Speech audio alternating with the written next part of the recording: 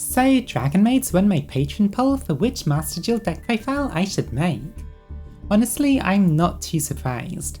They're clearly one of the more popular decks out there, for reasons I just can't possibly guess. Nope, no clue why. Anyway, while their weeb appealing nature meant they were incredibly expensive for a few years in the TCG, in Master Duel they're honestly not too bad. Most of their cost is in the extra deck, but if you're cheap, you can get away with only really needing 5 ultra rares in your extra deck. I wouldn't go so far as to say that it's a budget deck, but it's also not the most expensive or anything. As for how good it is, I'd say it's a decent rogue deck. It doesn't particularly lose too hard to the meta decks out there, and it even has outs for stuff like Skill Drain in Eldritch or Winder in Shadow Dogmatica. It won't exactly be smooth sailing all the way up to Plat 1, but if you're determined, and lucky enough, it can definitely be done.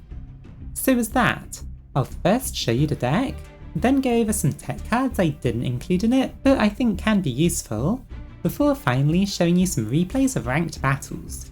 So, without any further ado, here's the deck. This is about halfway between a budget and a full investment version, so competent enough to work perfectly well in 99% of situations, without investing too much specifically into this deck, but also with a bit of room for improvements if you do want to make this your main deck. To start off by getting the hand traps out of the way, you run 3 Maxi, 3 Ash Blossom and 3 Imperm.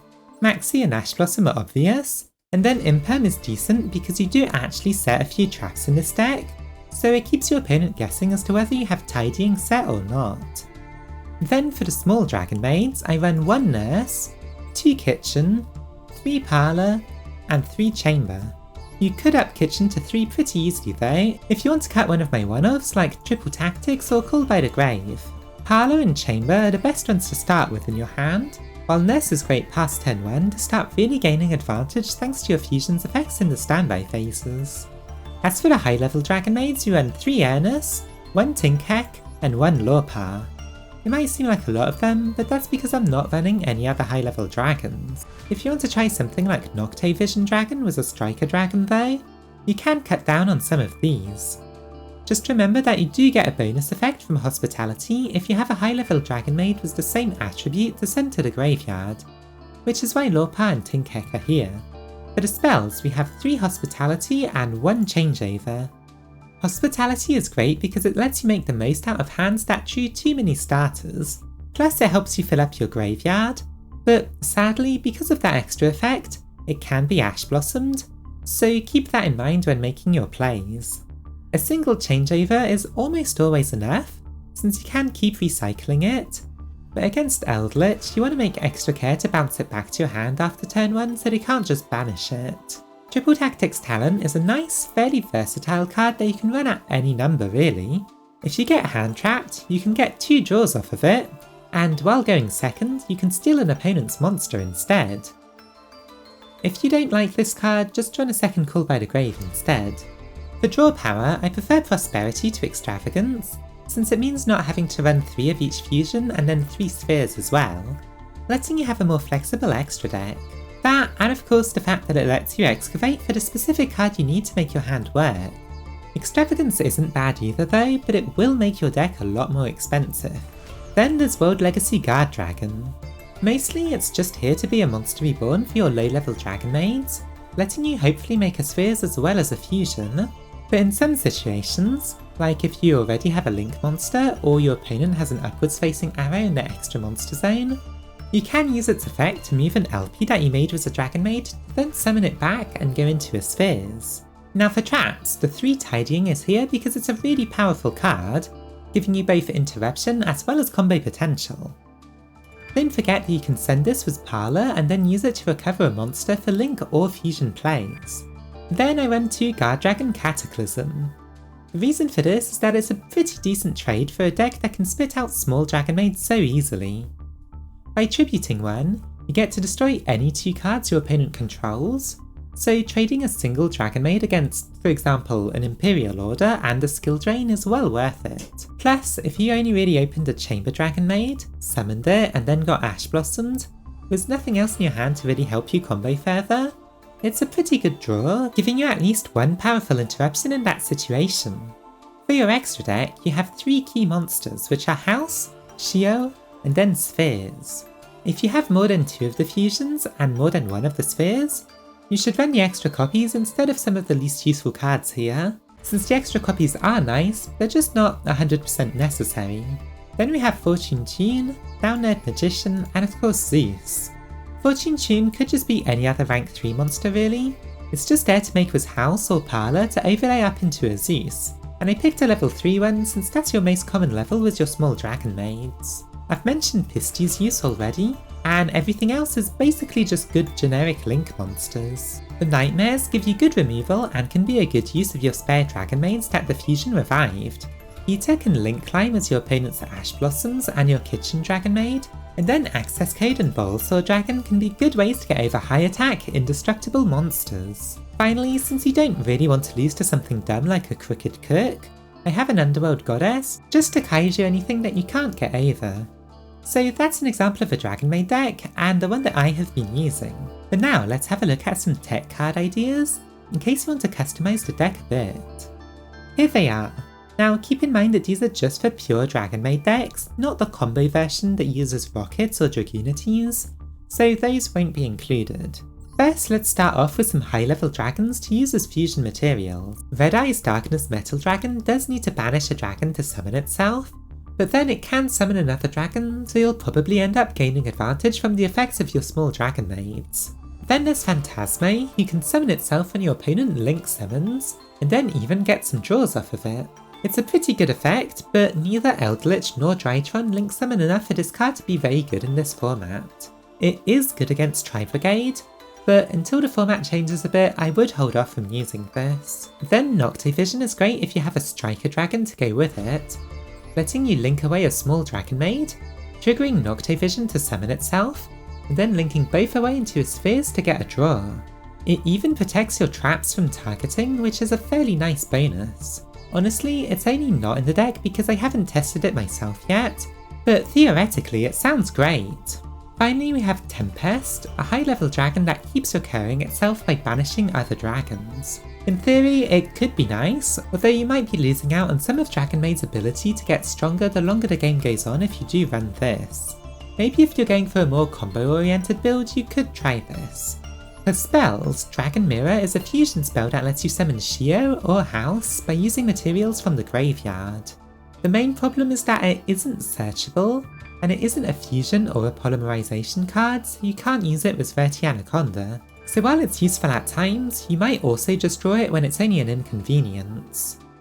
Dragon's Shrine is a foolish burial for dragons, which is great to combine with things like World Legacy Guard Dragon, and then Return of the Dragon Lords is the opposite, being a monster reborn for your high level dragons, that even offers some protection to them when it's in the graveyard. Finally, you can also run some good generic trap cards like Dynamiscus or the Solemns, since it's mostly a control deck anyway. Then I'd like to mention that a single copy of Dragonmaid Downtime really isn't too much of a bad idea. It can bounce your normal summons back to the hand to let you then normal summon them again next turn, while also searching a Dragonmaid card in the process. And since it's a continuous trap, the longer the game goes on, the more searching you'll be getting from it. It can also bounce back spells and traps, so it can help you deal with Eldritch's Floodgates fairly well. So those are the cards I think you could consider running for your Dragonmaid deck. But how about we see it in action? Time for some replays. So for this first hand I have 2 Parlors, which is obviously a bit redundant, as well as a Chamber. Luckily, Hospitality can summon from both the hand and the graveyard, so I start by summoning Parlor to test the waters. Sure enough, it does get ashed, but that just lets me draw 2 with triple tactics. That gets me another Chamber, but more importantly, a Tidying. I now summon Chamber to get a fusion spell, and then link into a Spheres before making a house with the spare copies of my monsters. By herself, she won't be doing much at all, but Spheres will summon a Dragonmaid from the deck, giving me a target for Tidying to bounce back.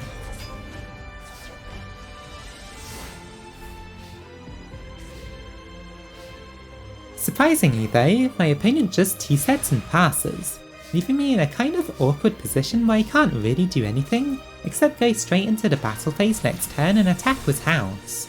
That's when I find out that the face down card was a Nerve Owl, letting them search a Fractal for full combo next turn. It's not the best position to be in, but I still have 2 bouncers and an Ash, so it's still fairly doable. Back in their turn, they lead with a Fractal that they just search, which I Ash to prevent them from loading up their graveyard too much.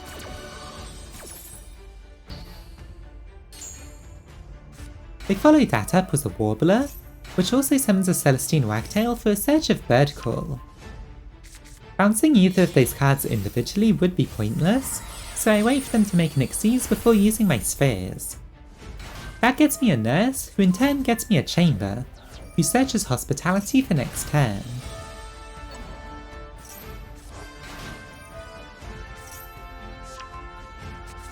Of course, they can now just use that Bird Call to search Canary, which in turn can revive a Wagtail on summon.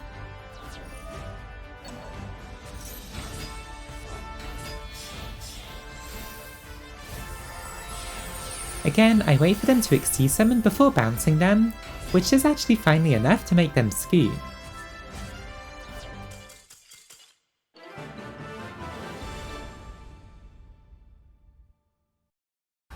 This second game is also against Tri-Brigade, but it's more of a Zodiac variant than a Lyrelesque one. My hand is okay, I guess, as long as Parla can resolve properly, because if she does, I'll then be able to just revive whatever I need to combo. My opponent uses a Tenki to search a Ramram, with which they overlay into a Trident. It's not the strongest board ever, but it's what's left in their hand that's likely to be a problem.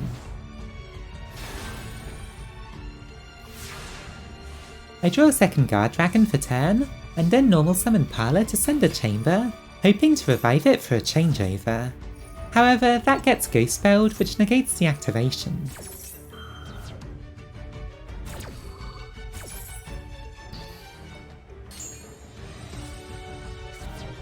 In that case, I go for Hospitality to try again, but because it includes an effect that sends from deck to graveyard, they can Ash Blossom it. However, since Ghost Spell only negated the activation of Guard Dragon, I can actually just activate the second one, and this time it does resolve, getting me a Chamber on the field. Before that can resolve though, they use a Forbidden Droplet, negating her effect. At this point, I'm pretty sure they're out of interruptions, so I activate my Triple Tactics talent to steal Trident. Of course, they destroy one of my monsters in response, but then I get to go into my battle phase and get in for a bit of damage, meaning that, in the main phase 2, I can overlay Trident into a Zeus, which I get to keep at the end of my turn. Since I also have a Tidying, my board is honestly not too bad. However, they start by using an Imperm on my Zeus, at a time where activating it would be really pointless. They then summon Kit, and in order to prevent it from doing anything, I immediately bounce it back with Tidying. Now back on my turn, I can finally normal summon Chamber to search a fusion spell. However, since I drew an Urnus, and can revive Parla to send a Lorpa thanks to Tidying's graveyard effect, I opt to just try and go into the battle phase to finish them off, and since they're out of pretty much everything, it is lethal.